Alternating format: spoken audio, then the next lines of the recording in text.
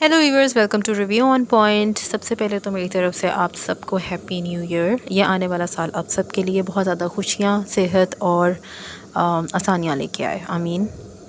आज बात करेंगे ड्रामा सीरियल इश्क जुनून की एपिसोड नंबर 15 और 16 की। उससे पहले आई थिंक मैंने एक दो एपिसोड्स का रिव्यू नहीं किया, मगर यहाँ पर चूँकि अब हर जगह पे ही फेस्टिव सीज़न चल रहा है तो इसलिए टाइम नहीं मिल सका। एनी हाउ, जो राहिम है वो फाइनली पहुंच गया अपने घर, और जिस वक्त वो घर में एंटर होता है उसी वक्त उसकी माँ उसके छोटे भाई शहरोज़ को भेज रही होती है।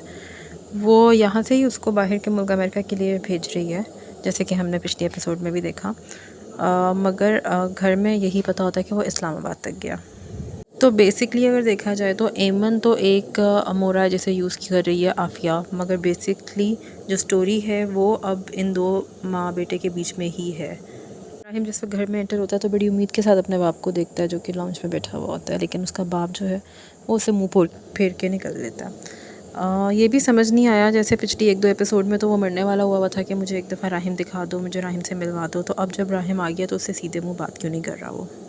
दूसरी तरफ एक और अच्छी बात थी इस ड्रामे की कि एड्रेस किया गया है कि एमन ठीक क्यों नहीं हो रही, या उसको ठीक से कुछ याद क्यों नहीं आ रहा। उसके ऊपर दवाइयों के कोई असरात नहीं हो रहे, और उसकी माँ उसको लेकर हॉस्पिटल आती है, और डॉक्टर ज़ाहिर है ख़रीदा गया, तो डॉक्टर जो है उसको मतलब ये पता है कि इसे ठीक नहीं होने देना, तो वो उसको दवाइयाँ ही इस तरह की नहीं दे रहा जिसके वो उसके ऊपर अच्छे असरात हों।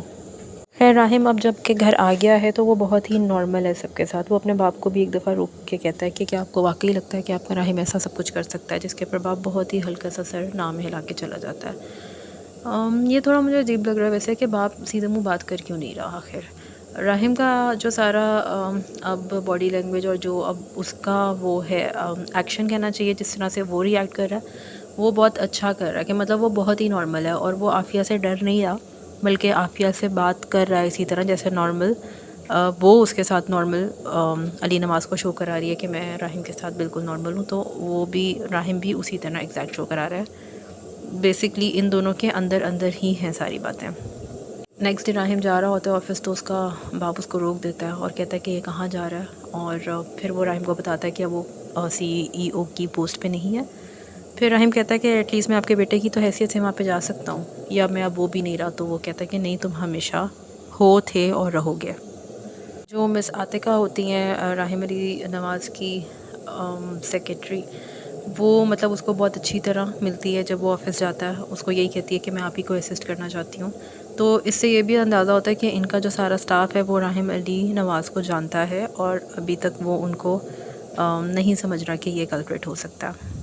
आफिया ने अब जो दूसरी गेम खेली है, पहली तो ये कि उसने शहरोज़ को बगैर किसी को बताए अमेरिका भेज दिया, और जब डाइनिंग टेबल पे इन दोनों के दरमियान में ये बात होती है तीनों के दरमियान में, तो उसका बाप बहुत शॉक्ड होता है कि मतलब मुझे क्यों नहीं बताया गया कि जो शहरोज़ है वो अब इधर नहीं है, मतलब इस्लामाबाद नहीं है, और वो अमेरिका चला गया।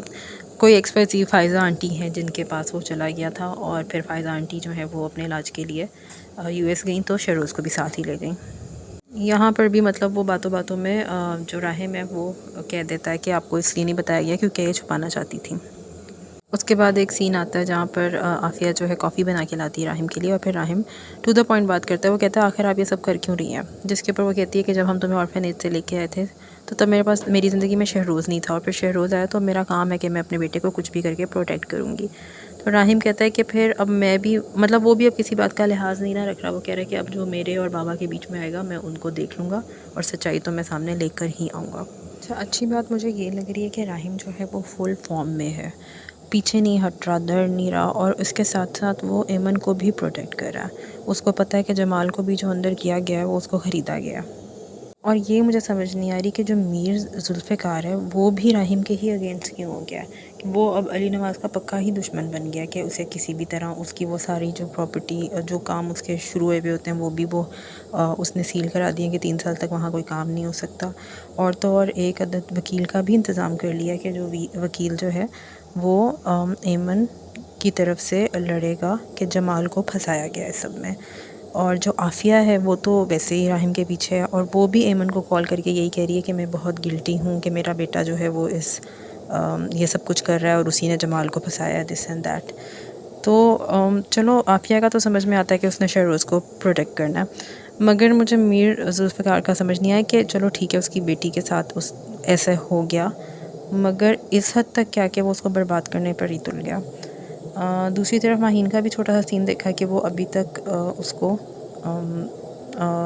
याद कर रही है राहिम को, और वो राहिम को ठीक ही समझ रही है, उसका दिल अभी भी नहीं मान रहा कि राहिम ने कुछ किया है। एक और पॉजिटिव चीज़ जो मुझे लगी इस ड्रामे के अंदर वो ये थी कि जो माहीन की माँ है उसकी रिजेम्बलेंस बहुत ही माहीन से होती है, जैसे उसकी वाकई में इस तरह की मदर हो। तो जिन्होंने भी ये कास्टिंग की है वेल कास्ट। तो अभी तक तो स्टोरी यहाँ तक ही पहुँची है कि राहिम जो है वो सबके सामने, मामू के सामने भी, आफिया के सामने भी डट के खड़ा हुआ है कि भाई मैं तो बाबा के सामने सच्चाई लेकर ही आऊँगा। और एमन जो है वो उसका दिमाग अभी तक वहाँ पर ही है, उसको वो आते हैं एल्यूशंस, जो सब कुछ उसके साथ गुजरा वो सारे उसके एक सीन्स की तरह उसके दिमाग में आते हैं, लेकिन एंड में सिर्फ चेहरा नहीं वाज़ेह हो रहा कि कौन है, और वो राहिम अली नवाज़ का ही नाम लेती जा रही है। अभी भी वो इस बात पे कायम है कि जमाल को फंसाया गया, और अब वो इस बात पर भी आ गई है कि जो फ्री में इनका केस लड़ने आए थे वकील ऑफ़र करने खुद, तो अब ये इस है कि मैं अपने हक़ के लिए लड़ूंगी, इंसाफ के लिए लड़ूंगी। हाँ, जो एमन की बड़ी बहन है उनका जो सारा सीन इसके अंदर डाला है वो मुझे लगता है कि वो ज़रा फार-फेच है, उसको ना भी डालते तो वो गैर ज़रूरी सी एक चीज़ थी। पहले उसने आफिया को चैलेंज दिया है राहिम ने, और अब by the end of this episode वो मीर जुल्फ़िकार के घर भी पहुंच गया।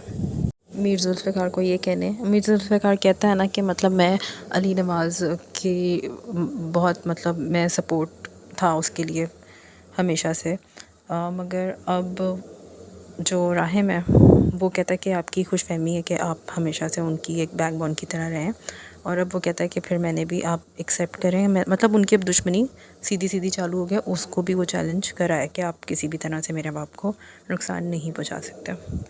तो लेट्स सी ड्रामा आगे किस तरह से प्रोग्रेस करेगा, एमन की याददाश्त कब फाइनली वापस आ जाएगी। ऐसा लगता है कि शहरोज़ जो है जब से ये सारा हादसा हुआ है उसके सामने नहीं आया, तो मैं भी आगे चल के ऐसा ही होगा कि शहरोज़ जब एमन के सामने आएगा तो उसकी एकदम से सारी मेमोरी जो है वापस आ जाएगी। आप लोग का पहला दिन साल का किस तरह का गुजरा ये बताइएगा कमेंट सेक्शन में। ड्रामा आप लोगों को कैसा लग रहा है, और ड्रामे आपको दूसरे भी कैसे लग रहे हैं। Till then you guys take care, subscribe the channel, share the video, like the video. Thank you.